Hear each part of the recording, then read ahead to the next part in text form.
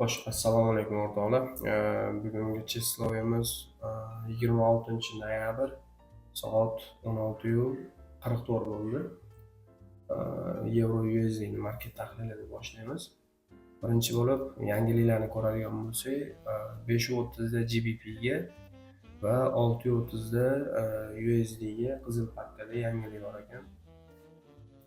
Xo'p, demak, analizni boshlaydigan bo'lsak, e'tibor bersanglar, o'sha oy ochilish va oy yopilish nuqtasiga уже kelib qoldi, ya'ni noyabr oyi tugayapti. E'tibor bersanglar, oy ochilib pastga tushib, kursi yasab, keyin manipulyatsiya qilib tepadagi ichki kursini to'ldirib, undan keyin pastga tushib, yana bitta minimum yasab, keyin ketyapti. Bu o'rinda bizda e'tibor bersanglar, mana zonadagi ikkita kursi, ya'ni rangelarimizni ichida bozor harakat qilayotgan edi va ichki kursigacha range yasamasdan to'g'ri, ya'ni korreksiya shaklida chiqib, undan keyin pastga asosiy trend bo'yicha puls berayotganda pastdagi minimumda, ya'ni tashqi kursini yechmadi va orqaga qaytib ketyapti. Bu holat metda ham bo'lgan. E'tibor bersanglar, range, korreksiya, pastga tushib ololmasdan low resistance yasab, keyin puls bilan pastga tushib ketganini ko'rishimiz mumkin. Umumiy kartinkada o'sha pastdagi o'sha oylik time frame'dagi imbalansgacha narxni borishini kutyapmiz. Shuning uchun kunlik time frame'da hozir bo'lishi mumkin. Ko'pchilik menimcha bias yo'qligi uchun bozor tushunarsiz yuribdi degan har xil gap aytayotgan bo'lishi mumkin. Bu to'g'ri, chunki bizda hozir e'tibor bersanglar, yo ichkigami yo tashqigami degan aniq bir tushunchadagi bias yo'q. Pastda dollar bilan metda SMT bo'lgan. Undan keyin narx ketyapti. Mana bu kursini bias sifatida ko'radigan bo'lsak, agar bugungi New York Killzone'da hozir o'tib ko'ramiz, ana setup bor bitta. Agar o'sha setup bo'yicha buy pozitsiya ketadigan bo'lsa, ya'ni candle ko'tarilib ketadigan bo'lsa, o'z-o'zidan kursi shu kursini target qiladi. Bugungi kun ham agar bo'lsa va o'z-o'zidan ertangi kun ham shunaqa shaklda bo'ladi degan ma'noda.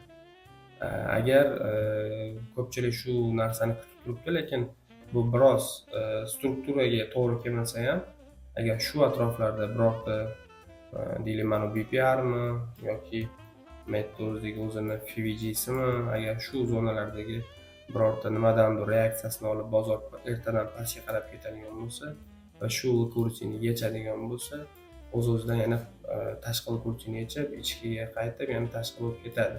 Lekin bitta narsa bor, e'tibor bersanglar, har doim aytib kelyapman, bozor sell stop bermayapti. Kunlik time frame'da hech qaysi kursini yechib ketmayapti. E'tibor beringlar, har bitta kursilar bo'sh qolyapti, ya'ni bozor sell stoplarni olmayapti. Shuning uchun ham mana bunaqa holatlar, ya'ni range ichida range yasalyapti. Mana bu bitta range ichida bitta range yasalib, keyin ketib tushib ketdi, to'g'rimi? Xuddi shu o'rinda yana pastki minimumni yecholmasdan range ichida yana range yasab olyapti. Bu o'sha bozor sell stop bermagani uchun. Ya'ni o'z-o'zidan logichni o'ylab qarasa, reversal bo'lmayapti, ya'ni kuchli tushib ketish bo'lmayapti. Shu sababli, ya'ni sell stop bermayotgani uchun.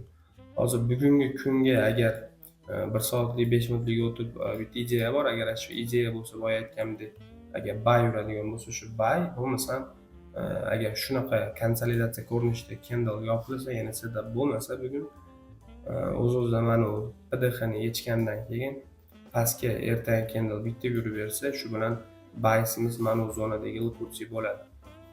Tushunganlaringdek, agar shunaqa ko'rinishda bo'lsa, bias pastga kursiga o'zgaradigan bo'lsa, demak sellga yana setup qarasak bo'ladi. Agar bugungi candle tepaga yuradigan bo'lsa, New York Killzone'da o'z-o'zidan bizni biasimiz tepadagi buy side bo'ladi. Ya'ni bugungi kun bizga prosta tushuntirib beradi marketda qaqa yurishini degan ma'noda deb tushunsak bo'ladi.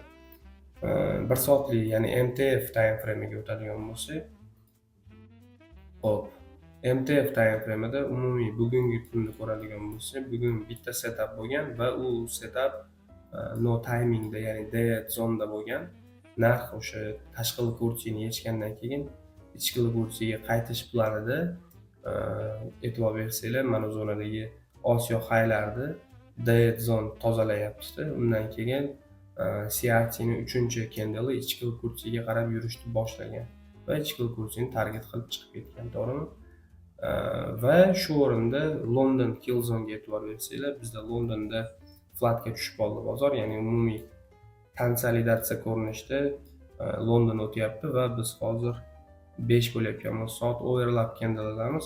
Overlap candle. Undan keyin men o'sha boya aytgan buy pozitsiya bo'lishi mumkin deganim, overlapda sekin pastga tushish bo'lsa, New York Kill Zone ochilib, Osiyoning likvidnessini yechgandan keyin o'zi sweep qilgandan keyin, undan keyin tepaga ketadigan bo'lsa, shu bilan buy pozitsiyalarni qarasak bo'ladi.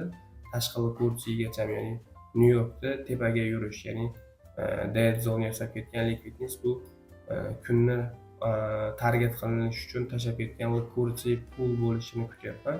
Yani bu o'rinda e'tibor bersanglar, o'sha Osiyoning likvidnessini New Yorkda birinchi candle kelib sweep qilsa, ya'ni tanasi bilan emas, soyasi bilan yechadigan bo'lsa, ya'ni 5 minutlikda o'sha deyman, maytda o'sha likvidness xo'sh, qisqa anaqa nima deydi? Texnik holatdan tashqari holat bo'ldi. Xo'p, demak, o'sha metdagi o'sha Osiyoning likvidnessini New York Kill Zone kelib sweep qilsa, ya'ni 5 minutlik time frame dizyapman. Undan keyin New Yorkda ikkinchi 1 soatlik candle birinchi kelganini tozalab uni sweep qiladi. Undan keyin bizda MSS bo'ladigan bo'lsa 5 minutlikda, shu bilan market maker buy modelini ko'rishimiz mumkin. Ya'ni buy pozitsiyalarni shunaqa shaklda qarashimiz mumkin degan ma'noda. Xo'p, demak, endi 5 minutlik time frame'da hozirgi narsani endi tipa 5 minutda dizib beraman degan ma'noda. Xo'p, e'tibor bersanglar, o'sha kun, ya'ni midnightdan New York obed 12 kunni ochilgan candle va Osiyoning range va yana bitta narsani aytib ketaylik, nimaga narx mana strukturadan ketmayapti. Bu bitta video darsligiga o'xshagan narsa bo'lib qolsin.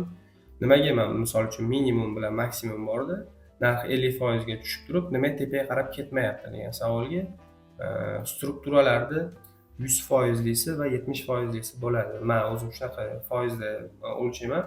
Tam 1 soatlik time frame'dagi struktura, misol uchun bitta minimum nuqta bor edi, kechagi kunda minimum nuqtasi bor edi deylik.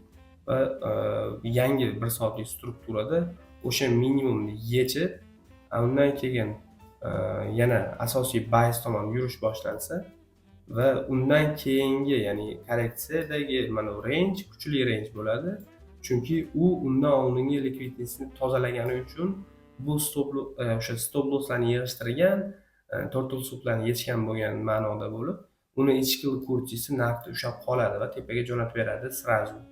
Endi e'tibor bersanglar, hozirgi holatda shunchaki order flow ketyapti. Ya'ni hech qanaqa minimumlar yechilmagan. E'tibor bersanglar, mana metda minimum yechilgan, to'g'rimi? Minimum narx qaytyapti, korreksiya ketdi. Undan keyin yana maksimum, minimum, maksimum, minimum, yana bitta maksimum, yana bitta minimum.